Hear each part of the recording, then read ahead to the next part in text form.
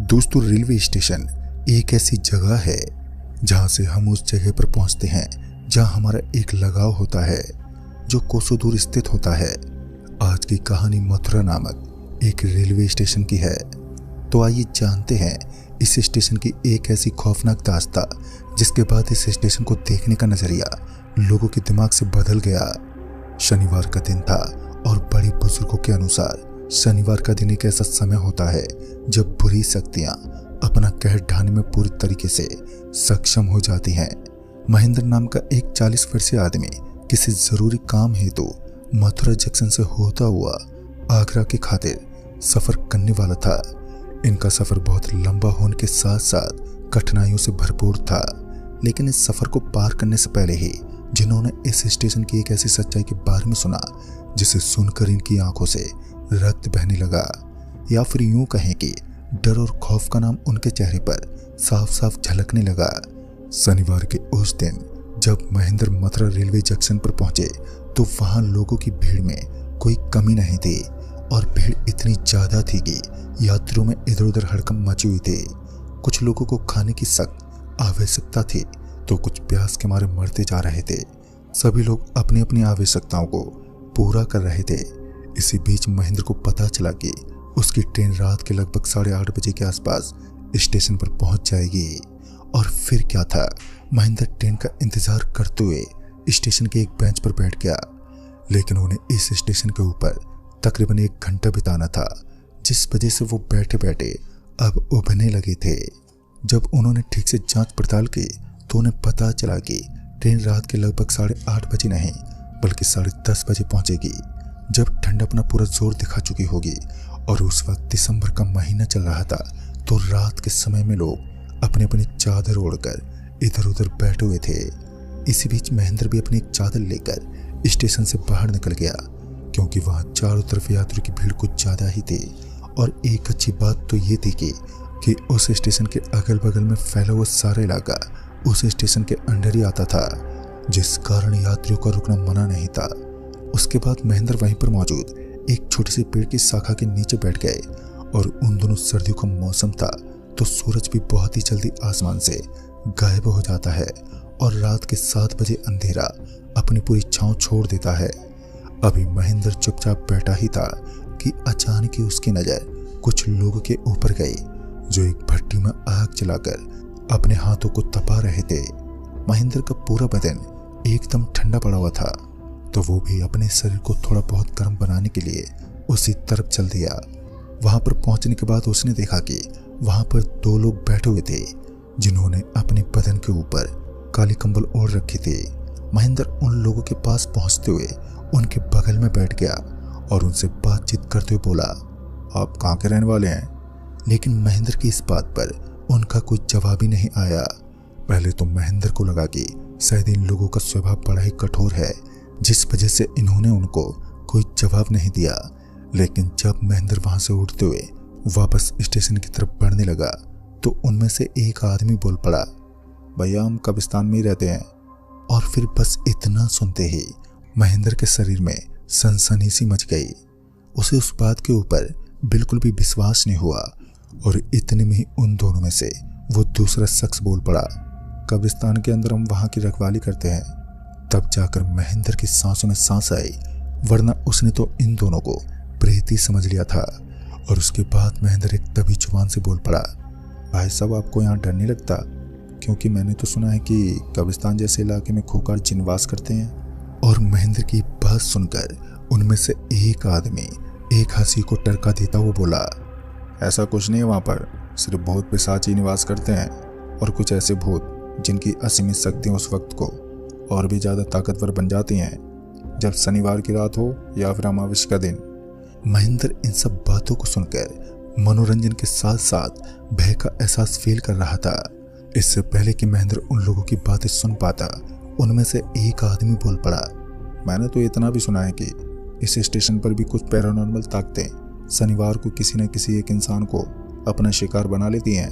और ये सब बातें कहीं ना कहीं महेंद्र के दिल में डर और खौफ का एक एहसास करवा रही थी। फिर महेंद्र को भी यही चिंता सताने लगी कि कहीं उसका भी सामना किसी भूत प्रेत से ना हो जाए, क्योंकि उसको इन चीजों से बेहद डर लगता था। लेकिन घर जाने के लिए उसे किसी भी हालत में रेलवे स्टेशन से आगरा वाली ट्रेन तो पकड़नी ही थी। महेंद्र का इंटरेस्ट लगातार उनकी बातों में बढ़ता जा रहा था, तो महेंद्र की मांग थी कि वो उन्हें और भी कुछ ऐसा बताए जिससे वो उन काली शक्तियों से बचकर वहां से निकल सके। तो उन दोनों का कहना था कि जब तक तुम्हारे हाथ में रोशनी की कोई वस्तु होगी तब तक वो काली शक्तियां तुम्हें कोई भी आघात नहीं पहुंचाएंगी। ये सब सुनकर महेंद्र को थोड़ी बहुत राहत की सांस मिली और इसी तरह बातें करते हुए महेंद्र को पता ही नहीं चला कि कब वक्त बीत गया। रात के तकरीबन 10 बजे के आसपास महेंद्र को पता चला कि उसकी ट्रेन स्टेशन पर पहुंचने वाली है, जिसमें अब सिर्फ आधे घंटे का वक्त बचा था। महेंद्र उन लोगों को वहीं छोड़कर स्टेशन पर पहुंच गया और स्टेशन पर पहुंचने के बाद मानो महेंद्र एक पल के लिए हैरानी के समुद्र में डूब गया, क्योंकि उसने देखा कि स्टेशन के ऊपर उसके अलावा कोई दूसरा आदमी मौजूद ही नहीं था। पूरा का पूरा स्टेशन बस 1-1.5 घंटे के अंदर ही एकदम वीरान सा बन चुका था। और तभी महेंद्र को ऐसा फील हुआ कि कोई उसके पीछे खड़ा है। लेकिन स्टेशन पर पहुंचने से पहले जब उसने पूरे दृश्य को ध्यानपूर्वक देखा था तो वहां तो कोई भी नहीं था। लेकिन इस बार जब वो अपने पीछे मुड़ा तो उसने देखा कि उसके पीछे एक बूढ़ा आदमी खड़ा था, जिसके हाथ में एक लंबी सी लकड़ी थी और वो महेंद्र को अपने पीछे आने का इशारा भी कर रहा था। और फिर पता नहीं अचानक ही महेंद्र को ऐसा क्या हुआ कि वो ना चाहते हुए भी उसके पीछे पीछे चलने लगा। फिर कुछ देर के लिए महेंद्र अपनी सुध-बुध खो चुका था। वो खुद इस बात से अनजान था कि वो इस समय क्या करने जा रहा है। वो बस किसी भीगी बिल्ली की तरह उसके पीछे पीछे चल पड़ा। कुछ दूर और आगे जाने के बाद तब जाकर महेंद्र को थोड़ा सा ध्यान आया तो उसने देखा कि अब वो स्टेशन की बेंच से काफी दूर आ चुका था। साथ ही उसका सारा सामान वहीं पर छूट चुका था। महेंद्र को कुछ भी समझ नहीं आ रहा था कि उसके साथ हो क्या रहा है। फिर उसे याद आया कि कुछ टाइम पहले उसके जस्ट आगे एक आदमी चल रहा था और उस आदमी के इरादे भी बिल्कुल नेक नहीं थे। और शायद उसी आदमी की वजह से महेंद्र एक ऐसी जगह पर था जहां स्टेशन का अंतिम छोर पड़ता है। जब उसने अपनी नजर अपने हाथ में पहन रखी घड़ी पर दौड़ाई तो उसने देखा कि रात के लगभग 10:30 बज चुके थे और ट्रेन के आने का समय भी हो चला था। मगर एक अच्छी बात तो ये थी कि उस समय ट्रेन स्टेशन पर पहुंची नहीं थी। लिहाजा महेंद्र अपने कदमों को और भी तेज गति से बढ़ाते हुए जल्दी से जंक्शन के पास पहुंचा और रेलवे ट्रैक के पास पहुंचने के 1 मिनट बाद ही उसकी ट्रेन भी आ गई। लेकिन जब से महेंद्र थोड़ा बहुत होश में आया था तब से उसका शरीर उसे बहुत कमजोर महसूस हो रहा था।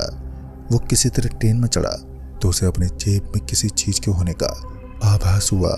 उसने जब अपना हाथ अपनी जेब के अंदर डाला तो एक छोटी सी हड्डी उसकी जेब में थी। एक हड्डी का इस तरह अपने आप जेब में आ जाना कोई आसान काम नहीं होता। एक बार फिर महेंद्र सब कुछ समझ चुका था।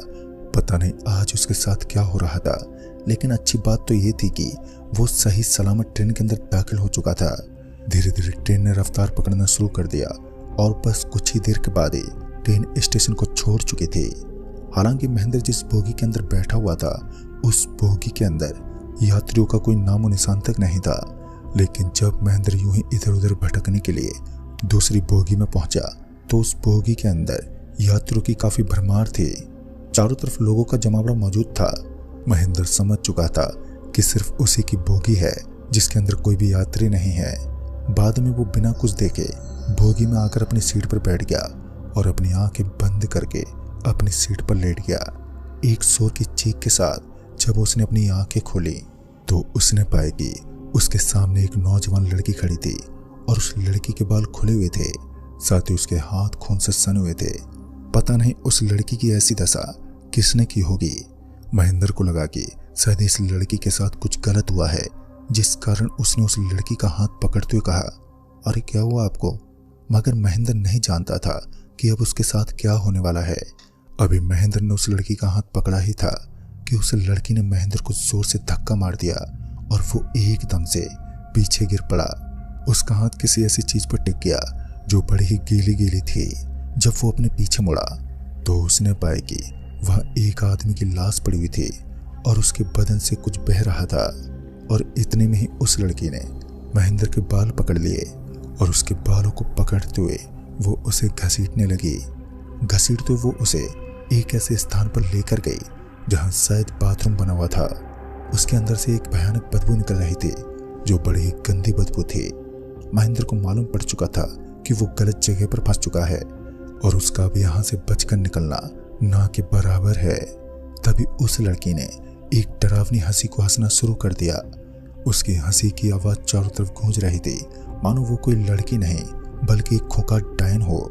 अभी तक महेंद्र की नजरें सिर्फ उसी लड़की पर बनी हुई थी, लेकिन जब उसने उसके पास में खड़े हुए एक बुढ़े आदमी को देखा तो महेंद्र की आंखें फटी की फटी रह गईं। असल में इस आदमी ने बिल्कुल वैसे ही कपड़े पहन रखे थे जैसे कपड़े स्टेशन के ऊपर दिखाई दिए उस आदमी ने पहन रखे थे, जिसने कुछ पल के लिए महेंद्र के दिमाग को उसके कंट्रोल से बाहर कर दिया था।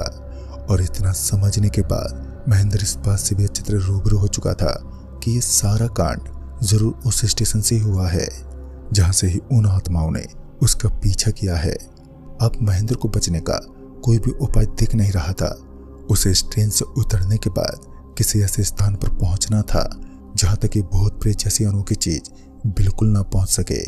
इससे पहले महेंद्र को सोच पाता उसके पैरों के ऊपर किसी ने जोर से काट लिया और तब जाकर महेंद्र को पता चला कि असल में ये उसका एक बेहद बुरा सपना था जो अब खत्म हो चुका था। लेकिन सपने की असलियत अभी उसके सामने जाहिर होने वाली थी।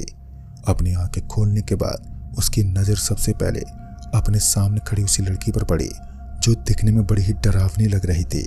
ये वही लड़की थी जो उसके सपने में नजर आई थी और उसके बिल्कुल बगल में एक अद्भुत शख्स भी खड़ा हुआ दिखाई दिया जिसके हाथ में एक बड़ी सी लकड़ी थी और वो उस लकड़ी से महेंद्र को नीचे उतरने का इशारा भी कर रहा था। उसके मन में तो अभी भी काफी डर बैठा हुआ था क्योंकि उसे कहीं ना कहीं ये विश्वास हो चुका था कि नीचे उतरने के बाद उसके लिए एक कयामत जरूर आएगी। लेकिन जब भूत सामने खड़ा हो और वो कुछ करने को कहे तो अवश्य ही ऐसे बहुत से कम लोग होंगे जो डर के मारे वो कार्य ना करें। इस बार महेंद्र नीचे उतर गया। इससे पहले कि वो लड़के और बुजुर्ग महेंद्र को कोई आघात पहुंचा पाते, वो अपनी तरफ से पूरी ताकत झोंकते हुए वहां से भागने लगा और वो दूसरी बोगी के दरवाजे के पास पहुंच गया। फिर उस दरवाजे के पास पहुंचने के बाद जब उसने वहां के दरवाजे को खोलना चाहा तो वो दरवाजा उसकी पूरी ताकत लगाने के बावजूद भी बिल्कुल नहीं खुल पाया। इतने में महेंद्र को अपने पीछे से घुंघरू की आवाजें सुनाई दी और इस आवाज को सुनकर महेंद्र पीछे मुड़ा तो उसने देखा कि उसके पीछे वही लड़की थी जो उसके सपने के साथ असल में उसे दिखाई दे रही थी। लेकिन अब उसने कुछ पुराने कपड़े पहन रखे थे, कुछ ऐसे कपड़े जो पहले राजा व महाराजा पहना करते थे। उसे उस वेशभूषा में देखकर महेंद्र थोड़ा विचलित हुआ, लेकिन वो कुछ देर में ही समझ गया कि जरूर ये आत्मा कोई बेहद पुरानी आत्मा है जो स्टेशन के ऊपर अपनी जगह समझकर राज करती होगी। और शनिवार का दिन भी था तो ऐसे में महेंद्र के पीछे बुरी आत्माओं का लगना एक आम बात थी।